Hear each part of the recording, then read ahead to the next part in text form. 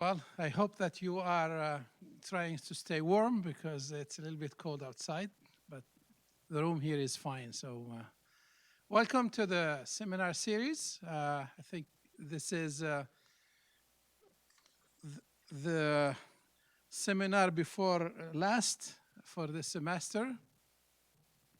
Our speaker today is Dr.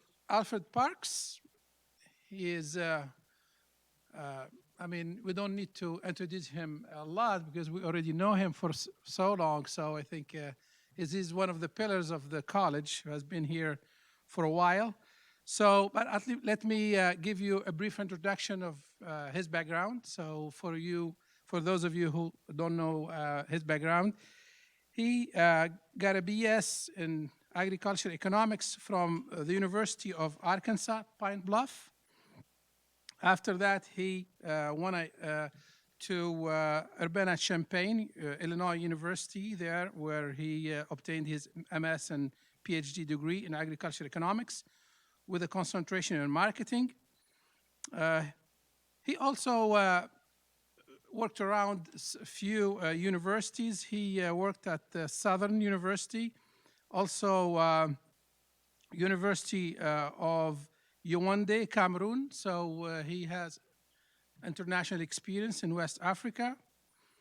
And also he spent some time in Texas A&M University and Prairie A&M University. He co-authored in several hundreds of manuscripts, book chapters, and other manuscripts. He also been the associate director of CARC for some times for several years, and currently he is the associate executive director of research for the College of Agriculture and Human Sciences. With this, I would like to welcome our speaker for today. The topic of today will be introduced by him too, and it's here. You can read it. Quality of life in rural America, challenges and opportunity. This is a good overview of some of the challenges and also the opportunity for us in the research area and academics to address those challenges, hopefully find solutions for rural community and for Texan in general. Welcome, Dr. Parks.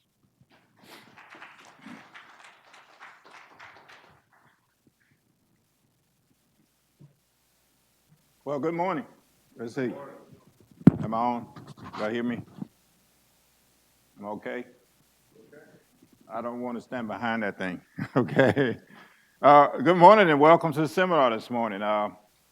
Thank you for that introduction. I chose this topic because probably it's part of me. If any of you know me, I'm a product of rural America.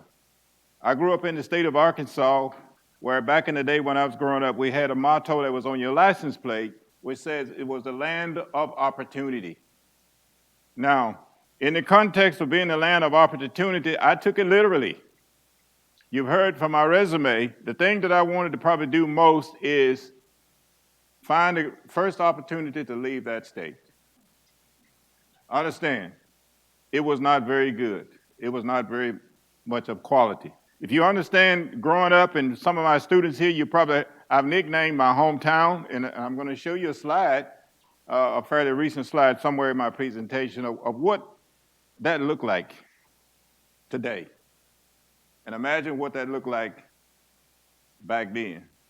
It was about as rural can be. I don't know what your definition of rural is, and we'll try to define that but as we go through this. But the thing that I think about is, okay, you hear a lot of buzzwords today in the conversation about rural prosperity and all those sorts of things. But when you drive throughout the countryside, particularly in small towns in rural America, the question that I ask is, what do you see?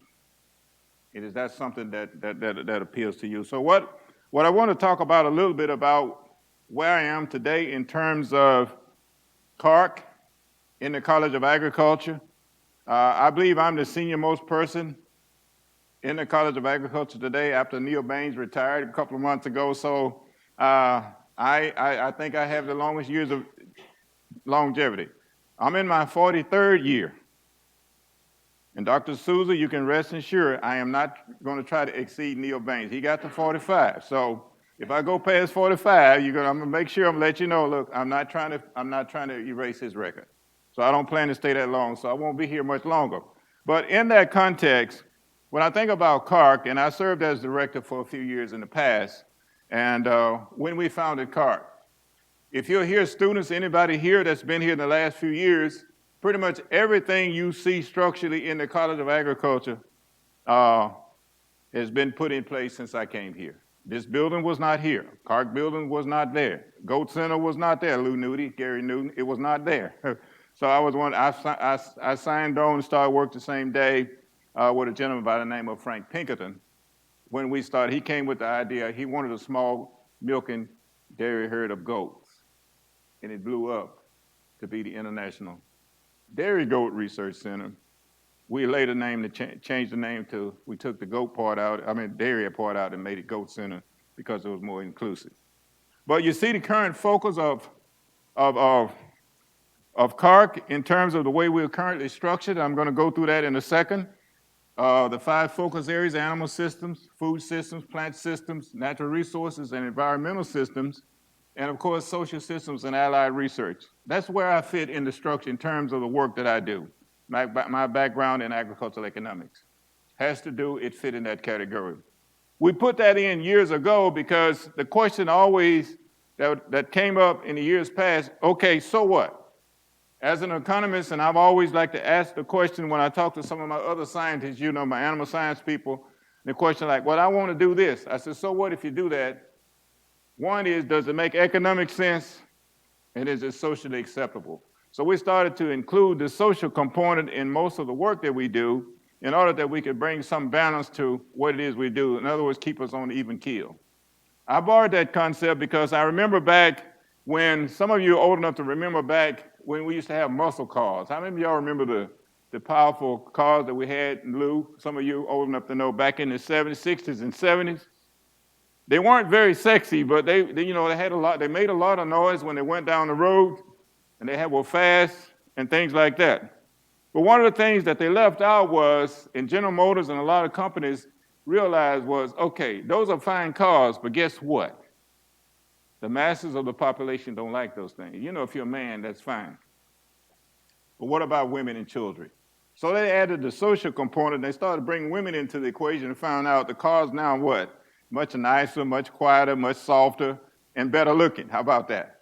So we had to include another component in because we had to bring balance. So you guys out there that are doing your animal science, food science research, understand that there's a human element which we represent today. So we're going to talk about that. So here's the mission of CARC. Basically, when we structured back in the 80s, when I came, we were a College of Agriculture, period. That was the name of the college, College of Agriculture, stop. There was no International Goat Research Center. There was no Cooperative Agriculture Research Center. College of Agriculture, period. We didn't have any systems of animal systems, food systems, and anything. We were faculty members trying to find our way in carving out our niche in research. So we created, in the 80s, we created the Cooperative Agriculture Research Center pretty much simultaneously with the building that you now know as the CARC building. If you see the marquee on the building, it says 1986.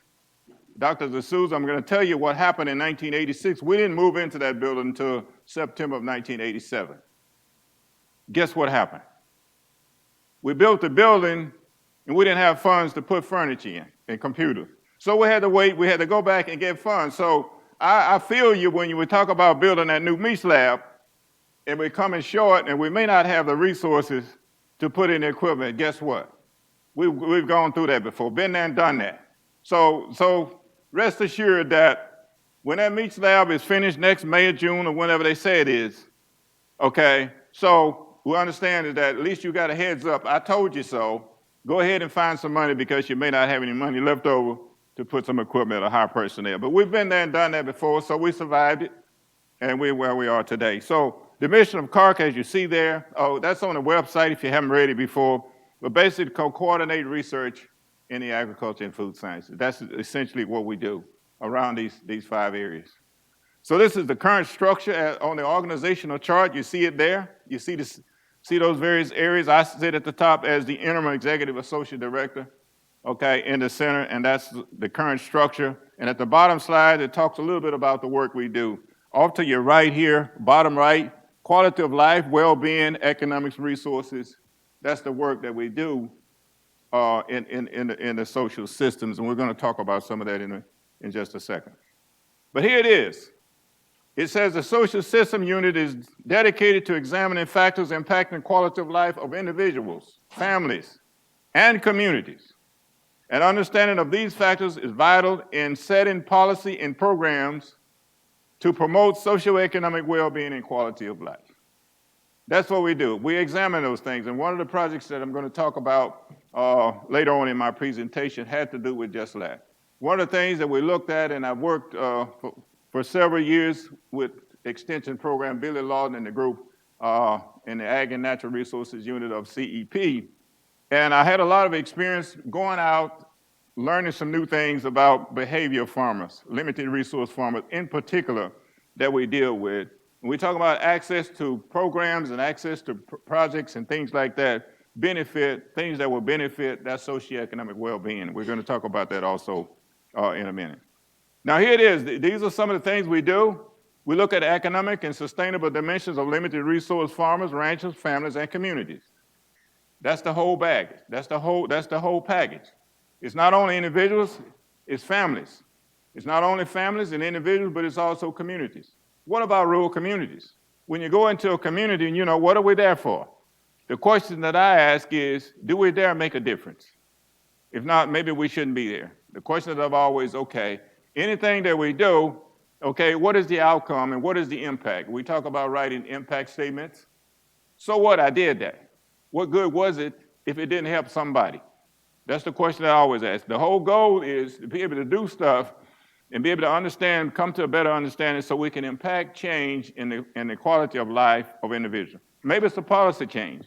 Maybe we can impact policy. One of the projects that I finished in 2018, looking at Farm Bill policies, provisions within the Farm Bill, and how those policies and provisions in the Farm Bill might be of benefit to limited resource clientele. If not, maybe we'd be able to go back to the table when we rewrite the next Farm Bill and says, hey, guess what? This was a good sounding idea, but guess it didn't work. It didn't work on the ground, so what do we need to do? Maybe we need to go back and say to our clientele, let's twix it this way. One of the things we found out, for example, was in accessing some of those, that the requirements were very stringent. This may work for a big commercial farmer, but what about a small person who's farming part-time on 30 acres? What for a person who maybe has got a small beef cattle herd? These programs don't apply to them. They don't work for them, so we've got to make programs that's benefit to them.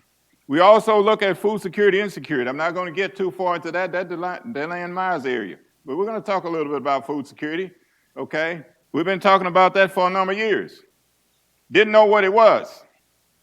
Didn't realize what food security was when I was growing up when we didn't always have food. I don't know about you, but guess what? I've had some hungry days, okay? I came from rural America. We didn't have the welfare programs. I came before food stamps.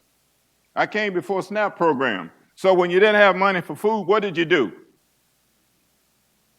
You don't eat. Now, I came from rural America. I told you that, right? Well, we always had a gun, or we had a rifle, or a shotgun, or some traps. And guess what we do on a hungry day like today? My mom might get up and say, you boys better get up and get your gun and go hunting if you want to eat tonight, or go fishing. So we could all understand we lived in rural America, so we could go hunting and fishing. At least we could have meat. We may not have bread, but we always had meat. We always had meat, but seriously though, we were on a small farm, so we always had plenty. We grew all kinds of stuff. So you students talking about your student garden, I feel you. That's what I had to do. That was survival for me. That means food on the table tonight when I was growing up. We grew all kinds of vegetables. We had fruit trees. We had vegetables. So I understand what that's all about. And we had to learn how to put it together. I mean, how many of your students understand what the word cannon means? Cannon, y'all know what it means? What does it really mean? Bottom line, put it away for winter, right? Put some away. You have an abundance in season. You want to make sure on cold days like what, November when it's ice and it's frosty outside, you save some of those fresh vegetables back such that you can go into the pantry and say, guess what? I've got a jar of peaches on the shelf. We'll make a peach cobbler tonight. I've got some blackberries on the shelf. We can make a blackberry cobbler tonight. Go in the smokehouse and cut me a piece of meat so we can have some bacon on the table tonight, some ham tonight, and things like that. Go into the potato house and say, guess what? Bring me out some sweet potatoes or some potatoes. And go in the smokehouse and bring me out some onions. And go into the whatever and bring out those things. So we put those things there. We learn to do that. So I don't understand what the concept of food security or food insecurity is except this. When you don't have money or you don't have food stamps and you live in the city, you're probably going hungry tonight, right? You don't have a garden out back. We always had a garden out back, 12 months out of the year. Okay, so we always had a garden. You know, we just go from season to season. Those are the things that to me is what I mean, food security or access to food. We always had that. The family, community well-being. Okay, we're going to talk about some of those things, and then we're going to get into some environmental and policy impacts. But here's some of the people on the team. I'm not sure but the last three names on there, they're not in our college. Okay, we have myself, Noel Estrick in the back. Noel, where are you? John? Okay, Tate? Not here. Foster?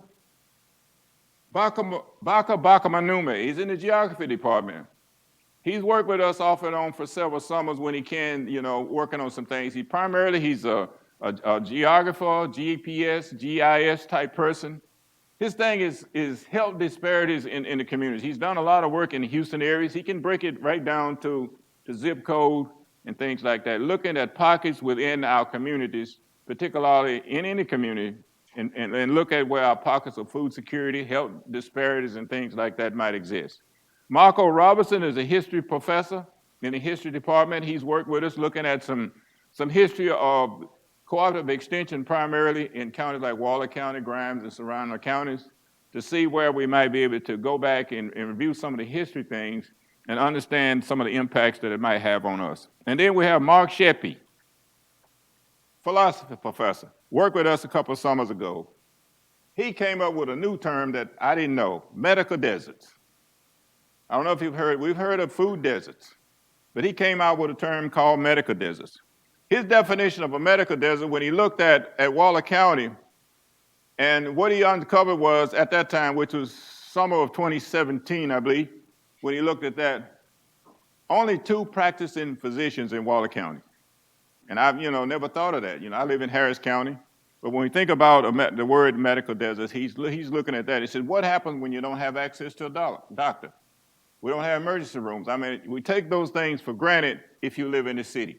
If we live in the city, we don't think about that. But think about living in rural America, where I'm from.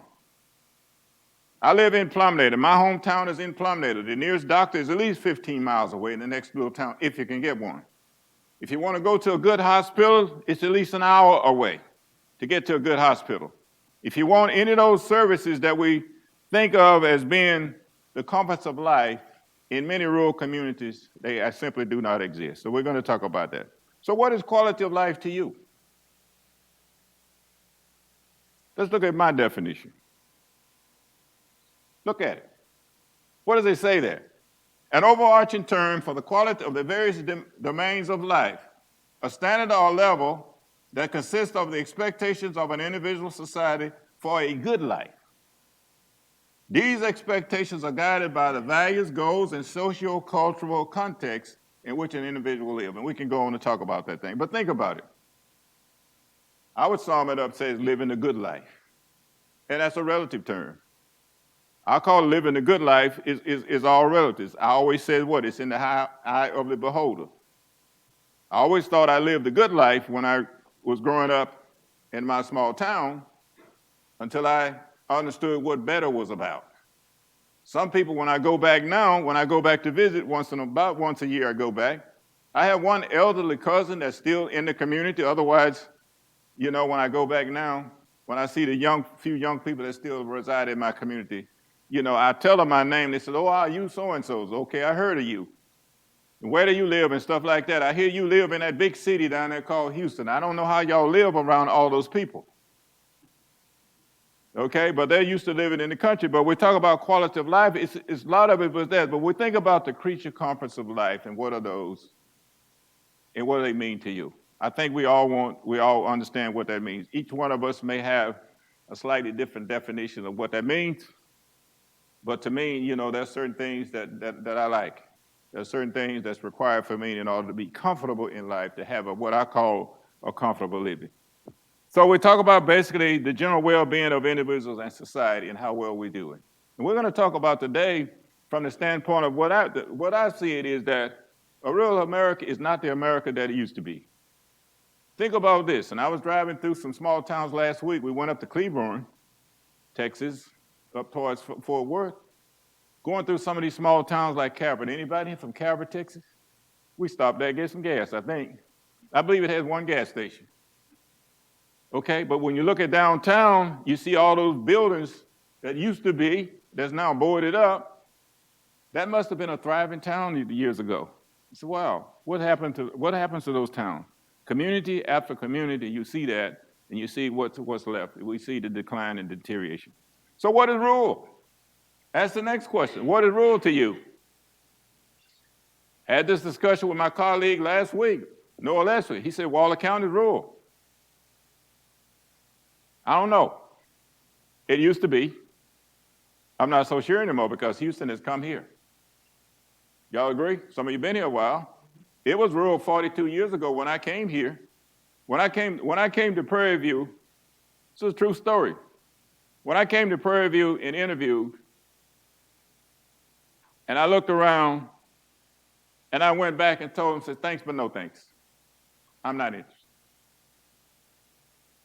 That was my answer. I came and interviewed. They made me a job offer. I said, thanks, but no thanks. I'm not coming. At that time, I was living in Baton Rouge, Louisiana, and I didn't want to go to Prairie View because it was way out here in no man's land. Well, I ended up here. Don't tell me how I ended up here, Dr. Nobles. I ended up here. So, long story short, they just was, Freddie Richards was dean at that time. Alvin Thomas was the president, so Freddie Richards sicked the president on me. The president called me at home and says, he made me some promises that they didn't keep, but that's all right. He convinced me to come. When I came with the notion that I would stay 1 year maximum, no more than 2. I said, okay, I'll try Texas. But anyway, something I think in the water. So if you think you're going to be leaving soon, there's something in the water. I got here and I stayed. So probably live out the rest of my life here. I don't think I'm going now, considering that my wife is a native Houstonian and most of my grandkids live here. So what do you think I'm going? Probably not going back to Arkansas for sure. Probably not going back there. So there's no way they're going back there. Rural means different things to different people. For many, it invokes images of farmlands and pastoral landscapes. In general, rural areas are sparsely populated, have low housing density, far from urban centers, and the list goes on and on. But it has different meaning for different things. We get city folks that we used to get city folks. Some of my city cousins from places like Chicago used to come down here and say, oh, you folks down here, y'all down here in Hicktown in Houston. They call Houston country. They used to do that. My city cousin from places like Chicago. I've got some. Guess what? They came a few years ago and they went back to Chicago and they came back to Houston and guess what? Some of them now live here. They live here. Said, okay, not bad down in Hicktown, Houston, right? But to them, it was country. And I remember growing up when people would talk about those things. But rural, I think we're talking about away from the city. We're probably talking about remote, where there's, where, you live on a road and not a street. You don't have house numbers. You have a post office box. You rural route 2, box 104. That's back home for me, okay? The old mail driver come down the road. You got a mailbox on the street, rural route 2, box 104. No street numbers. There's no number on the house. When you get to the house, you have to know where you're going. In the case of where I came from, if you came to my house, if we heard a car coming, we knew one thing. They were either coming to see us or they were lost. You didn't go down that road unless you knew where you were going, okay? Because it dead ended our house. It was a dirt road. It dead end when it got to our house. So if you came down that road, a strange car, We would stand out and look at them and say, okay, who's coming to visit us today? And when they turn around in front of the house and go back, okay, they didn't come to visit us today. They were lost. They turned down the wrong, or they're just being nosy. Maybe they were being nosy. Rural America at a Glance. This is published annually by the USDA. Has some things in here. What are we talking about? This is this 2018 edition. Here's some things they talk about. Look at this map. Overall net migration trends. Here's what we know. If we look at the last several years, it talks about, there's some things off to the side. It says over 1,000 rural counties, 58%, show positive changes in net migration, with 85 of those switching from net out migration to net immigration. But here's what it's saying is people are moving around. You look at the population statistics, and I can't zero in on Texas. I looked at Texas the other day. In 1980, there were 14 million people in the state of Texas. Help me with the numbers. When I looked last week, it says 28 something, closing in on 29 million. So from 1980 to 2019, that's less than 40 years, that's 39 years. Am I correct, class? The students? Did I do my math right? Okay, that's about 39 years, more than double. Where did all these people come from? I understand they came from other places, but many of those people came from rural America. They left the country and came to town. Well, quote, in search of a better life, they think. I'm not sure if so, but we'll talk about that. Here's some other things. This is my hometown. This is rural to me. Y'all see it? New Edinburgh, Arkansas. That's rural. Here it is. New Edinburgh, that's Little Rock, about 80 miles away. Monroe, Louisiana, about almost the same distance. Shreveport, it's sort of south central Arkansas. That's my hometown. What do you see? Downtown New Edinburgh. All 8 stores. They were all thriving businesses when I grew up. Guess what today? They're all closed. They look like this now. See that one? Students, that's why I used to pump gas for 19 cents a gallon. They didn't have a 1 grade. They had 1 grade of gas. We could pull up to that pump and buy 50 cents worth. Y'all laughing. 50 cents would buy me almost 3 gallons and I could ride all day. You know, about 19 cents a gallon, so you figure it out. You know, we bought gas. You know, if you put $1 worth in there, you were a really big spender. I could go to this pump right here and put 50 cents worth of gas in my daddy's truck and just ride for days at that pump. This was the Super Walmart, this store right here. That's the Super Walmart of New Edinburgh. That's where we did our grocery shopping. Understand, this store had a warehouse out back. You buy your groceries in the store, go out back, get your feed and fertilizer and all those things. It had a bank attached to it. Right here was a bank. That was a bank at the time. This was the supermarket. Guess what? This is another. Can you see this one over here? That's it from a different angle. These are some of the houses. This is New Edinburgh, Arkansas. So you understand, that's my rural America. That's where I came from. Understand why I call it the land of opportunity? I'm trying to imagine myself living there today. Except there's one bright spot, and I didn't put this up. But see hidden back here? See right there? That's the nicest, biggest house in town. It was run down, and somebody bought it and turned it into a bed and breakfast. I said, they beat me to it. Beat me to it. I was going to go back and get that house, and maybe one day I was going to turn it into, somebody beat me to it. Maybe I can still get it. I don't know. But seriously, though, there's not much left there. Not one of those stores exists today. The only thing left, and which I didn't put up here, is 2 things that stand out in that town, and I didn't have time to put those pictures in here, is through the assistance of USDA rural development. There are 2 things about this little town. By the way, all the schools closed. In the county, my county is 8,000 in the whole county. All of the local schools in the little communities are now closed and consolidated. There's only one school system in the state, which is in the county seat of a little town about 20 miles away. So if you live where I live, you're 20 miles from school by school bus. You have to go 20 miles to go to school. If you want to get to a super Walmart, you're about 40 miles away. Okay? Super Walmart, the closest super Walmart is about 40 miles away. When I grew up, going to high school was the next county. We could go left or we could go right by school bus. When I was in the 6th grade in my hometown, there were 21 students in my 6th grade class, so when you get to 7th grade, you bust into the next town. Out of 21, 4 of us graduated. So out of the 21 6th graders, 4 graduated, 3 girls and me. So by the time I got through high school, I was the last boy standing. 3 girls, and one of those was my sister. I had a sister and 2 cousins. And we all went all the way through high school in the next little town over. By the way, that wasn't much bigger. My high school class had 34 people in it, 17 boys and 17 girls. So we were 1-to-1 ratio, guys. We were cool. We had 1-to-1 ratio, 17 girls, 17 boys in my high school class. Out of 17, 10 of us went to college. So we had a big class. 10 went to college. Here I was, 6 boys, 4 girls went to college. How many boys graduated? Guess. Me. It was the Vietnam era time. The ones that didn't go to college got drafted and went to Vietnam. I went to college and I still got drafted. But I delayed it. I kept asking for the verbiage. You could get a 2S back in there. It was the buildup of Vietnam. Most of my high school classmates that didn't go to college got drafted, went to the war. Some came back and some didn't. I went to college and delayed mine, and they finally caught me.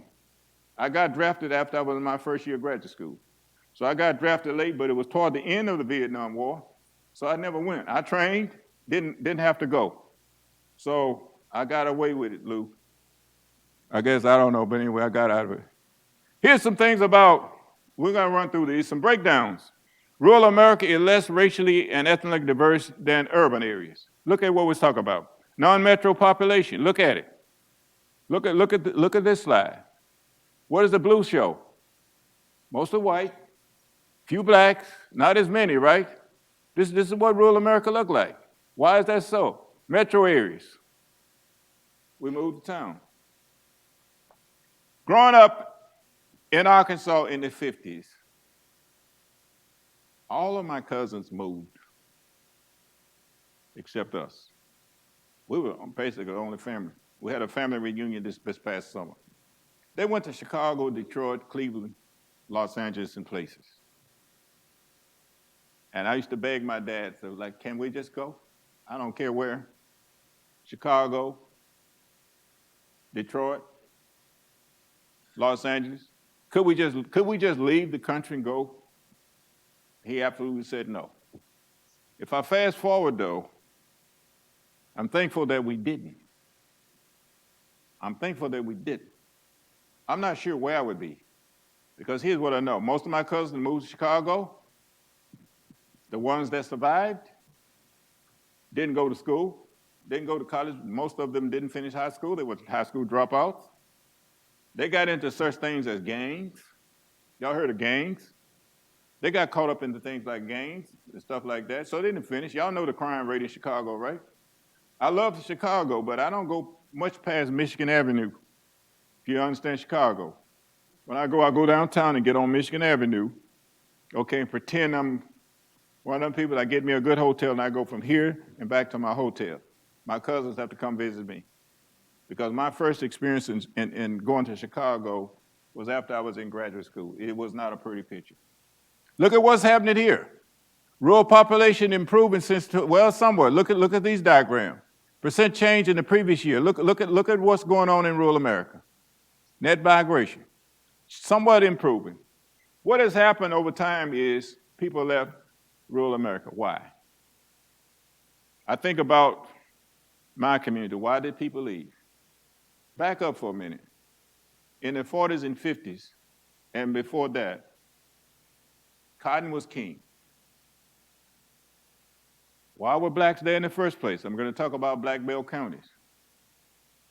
To work the fields. If you were farther to the northeast, states like the Carolina, North and South Carolina, those states, they did tobacco. In the southern states like Arkansas, Louisiana, and some of those, they worked the cotton fields and sugarcane fields. Where I'm from, it was a cotton field. When I was growing up, you picked cotton. Okay, that was the way you made your living fundamentally, working on those farms, okay, either sharecroppers or working and picking. And I think about families there, that's how they made their living. Many of them, that's why they had a lot of kids, I suppose. Most people had a lot of kids. I'm number 5 out of 8 in my family. So I'm the 5th child out of 8. Grew up with 7 of us. Older brother, he was firstborn.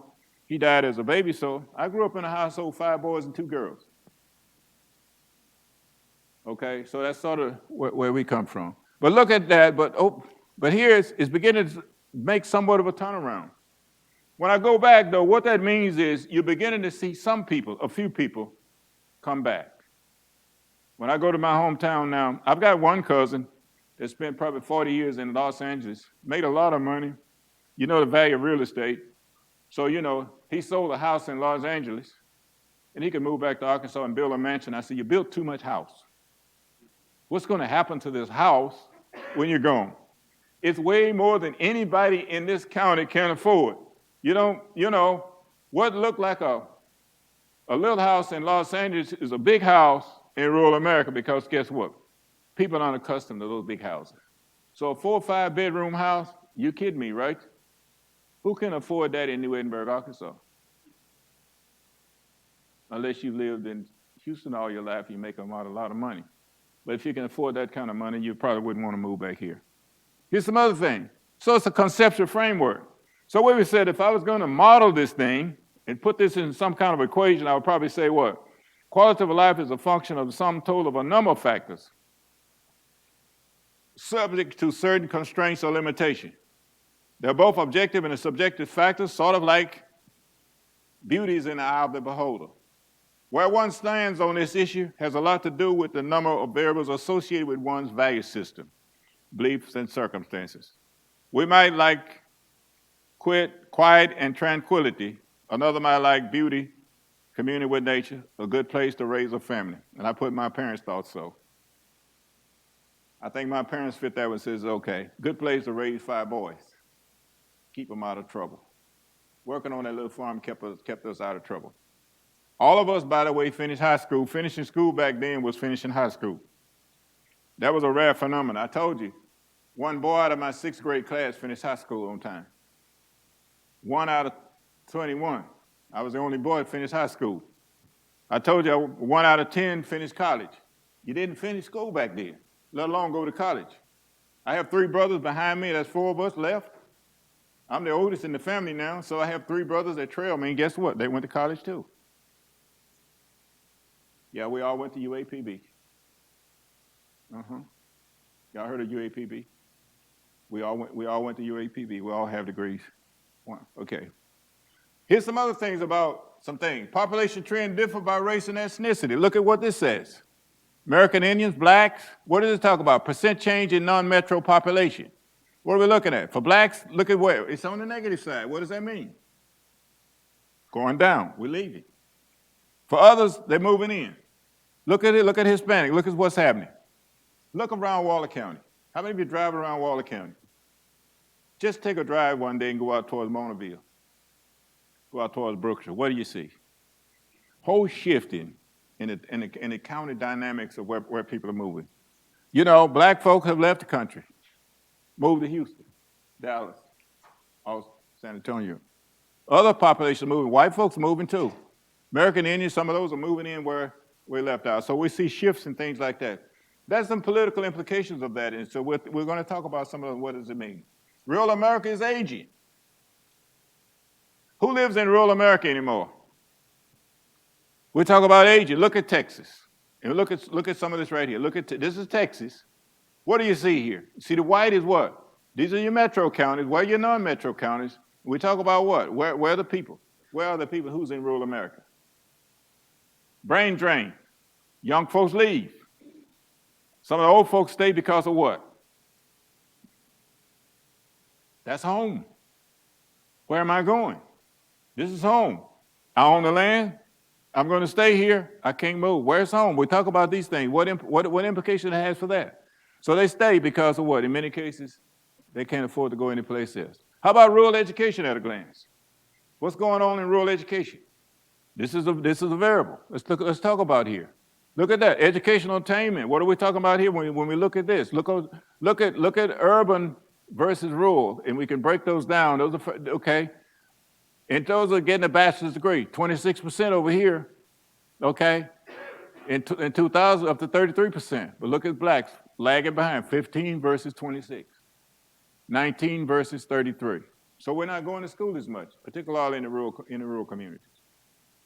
Simply not going to school. Educational attainment by gender. If you want to break it down by gender, look at the same dynamics, urban versus rural, male versus female.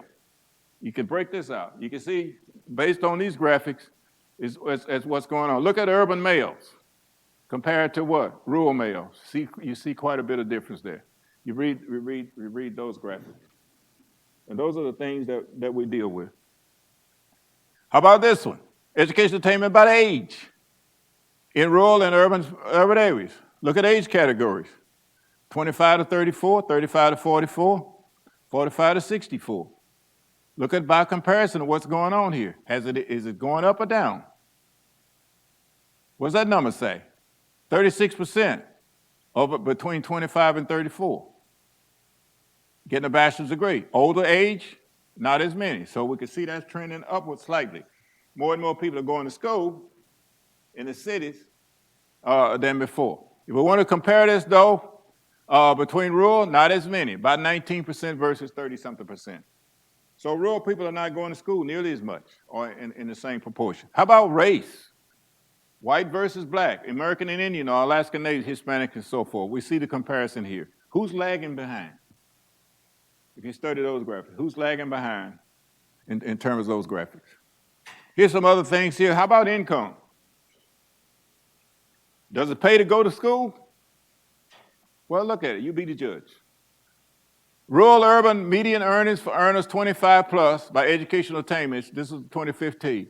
Graduate or professional degree, 70,000 for 146 versus what? 51,000. City folk make 70,000. Rural people make 51. That's a nice earnings gap. Considerably more. And we want to go through all these in most of these. Unemployment. How about poverty and health care? Look at this one. How about rural health? The challenge of rural health care. Lack of access, worse outcome, poor population. And these are some things in here. What I remember about rural health was, okay, members of my family, my dad in particular, my sister, that was my high school classmate, died at the age of 20 because of what I considered, by today's standard, lack of medical care or quality medical care. Didn't have it. You went to the doctor and he did the best he could do. Took her to the doctor. She had a rare kidney disease that run in my family. Typically, most people live till they're probably 50. She contracted the disease when she was 16, died at age 20. Doctors, they said, okay, there's nothing we can do. They didn't know much of medical care, so I understand. The local community, one doctor, general practitioner. Y'all know what that means, right? What's a general practitioner? Jack of all trades, not much, don't know much of anything, right? You understand, doctor can't know everything, right? How many of y'all with Ph.D.s out here know the more school you go, the dumber you feel? At least I did. I found out there's so much I don't know, like, okay, I thought I was going to school to learn something. I did. A little bit about, a whole lot about something minute, but there's so much you don't know. So we think about medical care. It just does not exist. Poverty rates dropped in all metro counties, so this is an issue. The last time I checked in my community, when I said my community, it's my county and typically the two counties around. Medical care is very poor, absolutely poor. No doctors that I know of practice in the county. We're talking about medical desert. In my county, to my knowledge, there's not one doctor. So if you're going to the doctor, you've got to go over to another county 20, 30 miles away to find a general practitioner. Those things that simply do not exist. Okay, socioeconomic factors, this is a study. This is our CRISP project. This is our current CRIS project. Generally speaking, I put an abstract here, and I'm not going to read all that. Socioeconomic factors impacting the quality of life in rural America. This is sort of the focus of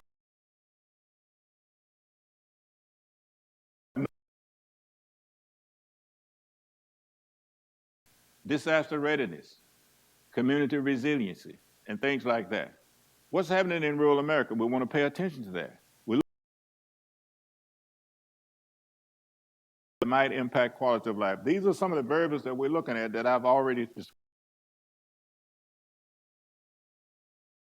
And what we're saying is that, we're wonderfully blessed with an abundance of land.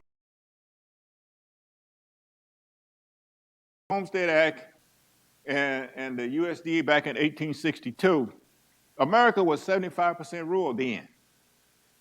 There was plenty of land back then in 1862 when they created the Homestead Act. They said, go west, my friends.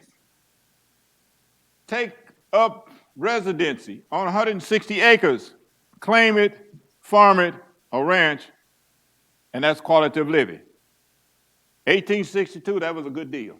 But think about that today and where we are today. Is that the same opportunity today? No, it does not exist. Would you go? If you could get 160 free acres, I don't know where you would go now because we understand that what? The amount and availability of land relative to the population simply does not exist. The farms are getting larger, but guess what? They're beginning to get smaller. We think about the available land that's available, it's shrinking every day because what are we doing with our land? We're putting streets and parking lots and golf courses and housing subdivisions on land that used to be farmland. Some of you living, some of y'all in here, I know where you live. Y'all live right where it used to be farm and ranch land. Even in my remembrance, I do. Where I live today used to be a ranch, used to be a cattle ranch when I moved to Houston. I moved out there, 26 years ago, where I lived 26 years ago to get out of Houston. Guess what? Houston went past me. All that land is gone. They moved the cows out and they planted houses and streets and so forth. That's what we're dealing with. There's an article yesterday in Impact Magazine in my community talking about one farm there that's been around since 1923. They're struggling to survive. They used to have 100 plus acres. Now they're down to just a few acres. Intensive agriculture, if you read that. But this is what we're trying to understand. So we talk about what went wrong. Was it a good idea in 1862 when they established the U.S. Department of Agriculture to basically ensure that we have safe and affordable food? Was it a good idea then? If it's still today? I'll say it is. We enjoy probably, cheap and affordable food probably more so than any other country in the nation. But was that a bad idea? How about the Morrill Act of 1862, establishing land-grant universities, and the Second Act of 1890, which created the second wave of Prairie A&M University? How about our experiment station? Have we done too much? Maybe we made things too easy. But I think about that. If those were good ideas then, are they still good ideas today? And if not, what should we do? And what should we be thinking about in the present? Here's some work that I did. How are we doing on time? Run out of time. Previous work. Back in the 80s, when I came, 70s actually, when I came into the profession, and we don't have time to go through these. Dimensions of poverty in rural South. A couple of people that I met, a lady over at South Carolina State University named Marguerite Howie, her name is on here, and Joe Dillon, down at Florida A&M University. They introduced me to these rural regional projects, and we started doing some work. We went through dimensions of poverty. We went through rural South in crisis. We went through invested in people. The one there with blacks in rural America, there's a paper that I have in there. Okay, this was one right here. I was working with my colleague Donald Bellamy up at USDA at the time, and we did this paper. We basically looked at the things that we looked at, the role of race and concentration in economic development. And here's what I'm going to say about that. That's published. The things we looked at, we examined counties in 10, what we call the Black Belt states. Within that, counties with 30% or more black population, and we didn't do Texas. Texas was not included in the study. So we did Louisiana, Arkansas, then back the other way. So we included those states. Here's some things that we found in that. And some of the things that we found in that was when mechanization came in, when the cotton picking machine came in and displaced farm workers that were there to work the fields of cotton or tobacco, what was going to replace that? Because for a while, you still had a lot of excess labor in those communities. So what came in, there was a wave of small businesses. In my community in particular, when there was no cotton still to be picked, people were still sitting there, I don't have anything to do, I'm unemployed. They brought in low wage paying jobs, particularly garment factories, making Wrangler jeans in my hometown for a while. They came in making Wrangler jeans, okay, which means instead of going to the cotton field, most of those were women employees, could go sew the jeans. Well, guess what happened to that over time? They moved out. Anybody have any idea where you get Wrangler jeans, where they're made now? Does anybody have any idea where Wrangler jeans are made?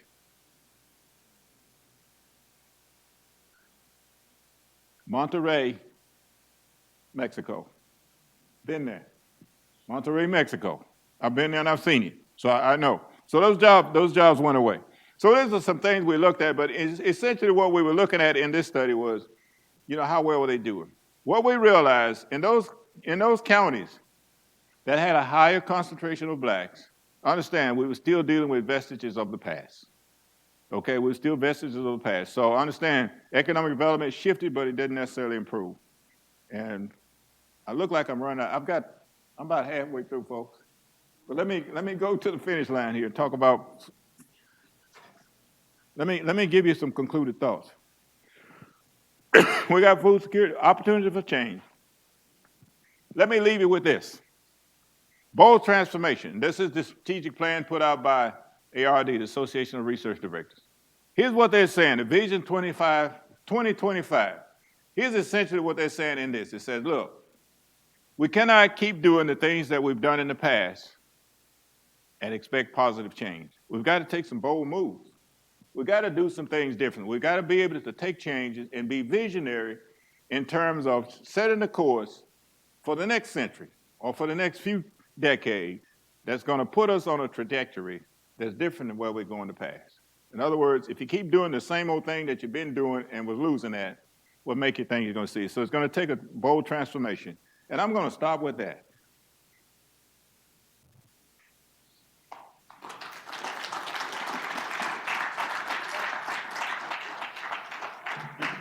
Any questions for our speakers today?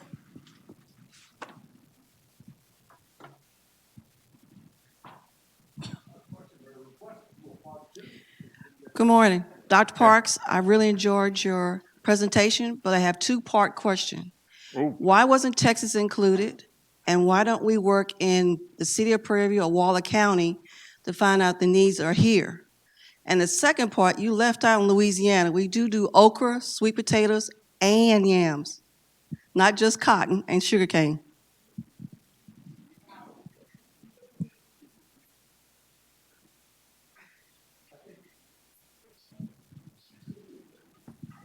Thanks, Dr. Park, for your presentation. Am I supposed to answer her question? That was a comment.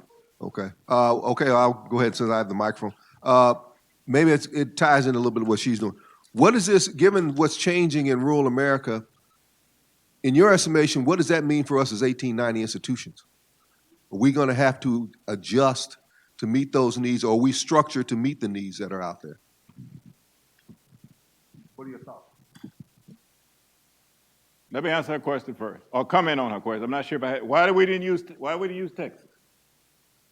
There were very few counties in Texas. Understand, we set a criteria. Counties with 30% or more blacks. There are very few counties in Texas, even East Texas, in 1980. The data set that we used was in the 1980s. There are very few counties in Texas that met the definition threshold that we were looking for. When we said black belt counties where 30% or more of the population was black, African American specifically. So we looked at Texas, we didn't have enough counties the bottom. So we drew a line, Louisiana. Heavy black population, a lot of counties in Louisiana, Arkansas, Mississippi, Alabama. If you go back and read the old definition of black belt counties, what it literally means, that's where the high concentration of blacks, because they came back during the slavery days to work the fields, primarily the cotton fields. Yes, I understand you grow sweet potatoes and all that stuff in Louisiana. I spent 5 years living in Louisiana, so I have probably a better knowledge of Louisiana than I do Texas, because, you know, we have 254 counties, and I have not been to all 254, maybe 250. But I went to all counties, probably every county in Louisiana, so I understand that. The question about Waller County, yeah, we don't necessarily exclude Waller County. It's just not in my presentation today. We're doing a lot of work. I believe Noel Estrick has done a lot of work in Waller County. Mark Shaper has done a lot of work in Waller County. We're looking at food deserts in Waller County. But Waller County does not really anymore fit the real definition of what we define as being rural. If you're in Waller County, you can throw a rock to Houston. Now, your question, what should 1890s be doing? We got to do some things different. What's sort of troublesome to me is we tend to follow too much and not be bold enough to step out and do something different. That's a general statement, and I know you just came from a meeting recently where 1890 was trying to talk about centers of excellence. I'd like to see some bold action. I'd like to see some new ideas. I probably don't have any, but I'd like to see some new energy and some new ideas. The things that I see emerging now is that we can't keep thinking about the past too much. I mean, what's the vision for the future? I challenge students all the time, hey, what is the world going to look like around you by 2050? Based on my clock, my biological clock and all that, I won't be here, I don't think. I don't think I'm going to live to be 110 years old. At least I might, but I probably don't want to be here that long. So think about that and how we're going to do things differently. But we keep talking about too much, and what I hear too much, and it's sort of bothersome to me. You know, we keep trying to make something out of nothing. Too much effort on trying to save people, excuse my expression, who don't want to be saved. And that's another whole conversation. You understand what I mean? We keep trying to save people that don't want to be saved. You understand what I'm saying? I mean, you reach a point on that time clock where I talk about in my classes, you start, you grow, you mellow out, and you decline. We're dealing with a clientele, to many, have already peaked out, and they're on this side, based on that age clock, rather than reaching back and getting these young folks in here who's going to be responsible for doing this thing in the years to come. I think I have a follow-up question. Although I like the suggestion of the dean that to be continued. So it's a good discussion. We need to allow more time. Part 2. To discuss this one. But I think from a perspective, and I piggyback on what Tobias was mentioning, I think there's an opportunity through the center of excellence. One of them would be the rural development, right? One of the 3 centers. Well, I mean, an opportunity for us absolutely. as a college ready to make a difference, as you mentioned, through this initiative and other initiatives. Well, the president, the current administration is talking about rural prosperity. And they've got these bold challenges they put out, rural prosperity. What's it going to take? One of the things I don't hear enough is, I grew up in the 50s, as a teenager in the 50s, and I remember the first president that I paid attention to, understood, was Dwight Eisenhower. And one of the things I remember about Dwight Eisenhower was he developed Interstate Highway. That was a multi-billion-dollar project. That needs to be some reinvestments in rural America if we're going to change. I mean, some real money. I know during the last presidential campaign, there was a whole lot of talk about infrastructure, particularly rural infrastructure. But I don't see much talk since the election. To bring rural America back, that's going to need some serious investments, not lip service, not little $2 or $3 million projects here and there, but we're talking billions, if not trillions of dollars that's going to bring rural America back. We can't send everybody to the city. That does not fix the problem. But what about rural America? Why can't we have developing new small towns? I think a good small town, 20 or 30,000 population, that probably would be an ideal place to live. Why are we not doing that? Why we don't have smaller towns being developed instead of having millions of people stacked on top of each other in cities like Houston, Dallas? To me, look at the Rust Belt. Look at what happened to Detroit. There was 60 Minutes the other day. Go look at Detroit. It was on 60 Minutes this past Sunday. Detroit lost 250,000 people over a 10-year period. I have relatives there. I was there for a family reunion about 4 years ago. Detroit was, quote, the place to be 50 years ago. It's not anymore. But they're talking about reinventing Detroit. How are we going to reinvent rural America and get some of these people away from the city, at least keep some of them from coming to the city? Because what happens when you come to the city? You got traffic jams. How many of y'all like driving in all this traffic in Houston? Hey, it gets no better if you go to Dallas, you go to Atlanta, Georgia, you go to Chicago, you got the same problem. So that's all over America. Why not live in a small town? Why not make Prairie View a prosperous little small town? Creature comforts of life. The reason I didn't live here, when I still don't, 2 reasons. There was no housing for me, and I didn't want my wife working at Prairie View. I didn't want both of us getting a paycheck from the same place. So we moved to Houston so she could work in the school system, and we could get a house close to where she worked. I mean, otherwise, there was nothing in Prairie View for me to do. Well, let's thank our speakers. And also, I would like to thank our students, really. Thank you for coming. You made a difference to the report of the seminar. Thank you for coming.